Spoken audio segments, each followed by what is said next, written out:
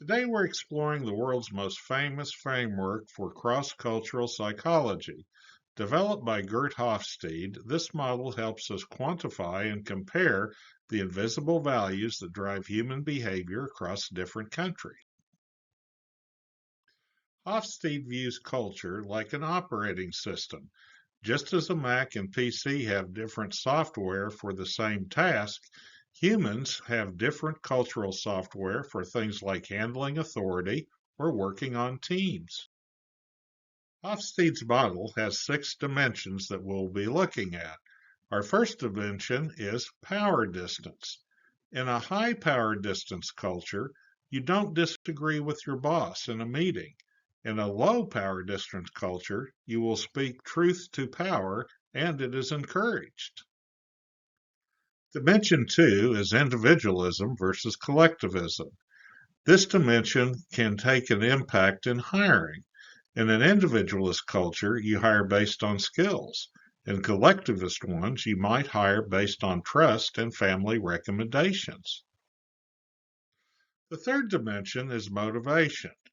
This was formerly called masculinity versus femininity. It is essentially a live to work, which is masculine, or work to live, which is feminine.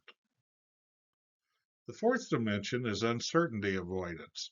In a high uncertainty avoidance culture like Greece or Japan, they'll often have more bureaucratic and formal laws to make the future feel predictable.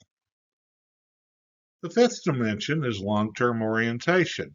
This explains why some cultures focus on quarterly profits, which is the short term, while others focus on market share 10 years from now or the long term. The last dimension is indulgence versus restraint. This was added in 2010 and it looks at happiness. Indulgent cultures value leisure time. Restrained cultures feel that life is hard and duty comes first. The 60 model doesn't tell us how individuals act, but it gives us the average of the nation. It is a map to help us navigate the complexity of the world. We can help it when learning how to lead teams effectively, how to sell products to people of different mindsets, and how to avoid cultural misunderstandings. Without comparison, the model has little value. Let's take a look at the cultural comparison between the United States and Mexico, and we will apply the Hofstede model. When we talk about national culture, we talk about the collective programming of the mind. Values are learned at an early age, and we're also distinguished from personality or individual traits and organizational culture or practices. Culture isn't about food and clothes. Those are just symbols. The core of culture is values. Symbols may change, but the core values remain stable over generations. Looking at an overview of the United States, and keeping in mind that any score above 50 is considered a high predictor and below 50 is a low predictor, then we could say generally that the U.S. is low in power distance, high in individualism, high in motivation towards achievement and success, low in uncertainty avoidance, and in the middle of long-term orientation and high in indulgence. Looking at the overview of Mexico and keeping in mind that any score above 50 is considered high predictor and below 50 is a low predictor, then we could say generally that Mexico is high in power distance, low in individualism, high in motivation towards achievement and success, high in uncertainty avoidance, low in long-term orientation, and high in indulgence. Here we will look at the comparison between the United States and Mexico. The data shows 2 major clashes, power distance and individualism. While both countries are success-driven and short-term focused, their social structures are polar opposites. You may ask why uncertainty avoidance isn't a major class. The short answer is both are motivated towards achievement and success. Both cultures want to win, even if they disagree over structure. Keeping in mind that the social structure is polar opposite, we're going to look at the differences between Mexico and the United States. In Mexico, skipping your boss to talk to their manager is a major faux pas. In the United States, it's often seen as taking initiative. Here, the I versus we, or the individualism, is the biggest gap. Americans want to get straight to the business deal. Mexicans want to know who they are doing business with first. When looking at risk and structure, we need to consider to manage a team in Mexico effectively, you must provide clear instructions. In the US, vague or broad goals are often preferred to allow for creative freedom.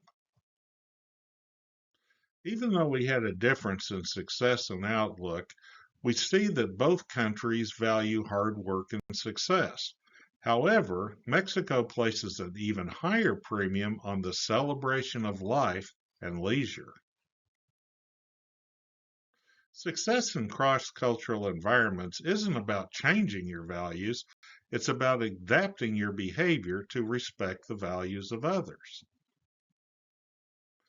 Let's see what it means if we can put the Hofstede comparison to practical use. Here we'll take a look at a case study dealing with managing a mixed U.S.-Mexico retail team. One of the major sticking points we had was power distance between the United States and Mexico. So if we're going to navigate the power distance or the hierarchy, then we need to use a particular strategy. With the Mexican staff, we want to provide a clear, authoritative directions. If you want them to take initiative, you must explicitly authorize them to make decisions, such as, you have my permission to open a new register whenever there are more than 3 people in line. With the U.S. staff, we use a consultative approach. We'll explain why behind the task to keep them engaged. Our other major sticking point was individualism versus collectivism. And so when we're giving feedback and communicating, we want to use particular strategies. So if we're going to give feedback, then for our Mexican employees, we want to use private correction. Never correct a Mexican team member in front of the group. Use the sandwich method. Praise, correction, praise, but do so in private. In this case, we want to have them feel like the team wins. We want to celebrate team sales targets as a group achievement to motivate the Mexican staff while acknowledging individual employee of the month milestones for the U.S. staff. With the uncertainty avoidance, we want to do things with our training and structure. So if we're going to use the uncertainty avoidance strategy, then we want to implement standard operating procedures. Having a clear playbook for the retail floor reduces anxiety for the high uncertain avoidance of Mexican team members and provides a baseline of accountability for the U.S. team members. This works for both groups. So here we have a listing of common issues that management will deal with and how a U.S. approach and a Mexico approach from the manager would be effective. So giving instructions, here's the goal. With Mexico approach, you're going to be very specific. Problem solving, we're going to let the individual be heroic. Over here with the Mexican approach, we're going to make sure the whole team is aligned. Building morale, we're going to give bonuses and some eye time, so individual recognition to our U.S. team members. And the Mexico approach, we're going to have team meals, social talk, and we time, things that we will do together as a group. Shift transitions, we were going to look at quick professional handoffs. Typically, we're going to tell our U.S. team members what needs to be done, and away we go. Whereas we may need a social buffer with our Mexican teammates to have discussion about how the family is or things that are particularly personal to them and their their group associations. I think the main takeaway in this particular cultural comparison is that in the US, time is money, and in Mexico, relationships are money.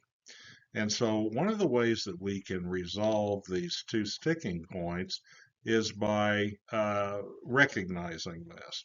So, if I have a Mexican team member or members, then I'm probably going to start every shift with a few minutes of non work talk. Uh, this is going to be the social grease that builds the loyalty you'll need when the store gets busy.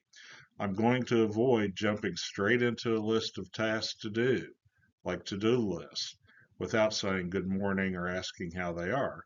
It can be perceived as cold or rude. So we want to have people perform at a high level, and these are some of the things that we can do. Now, the other thing that we can do with this is we can do comparisons with multiple other cultures.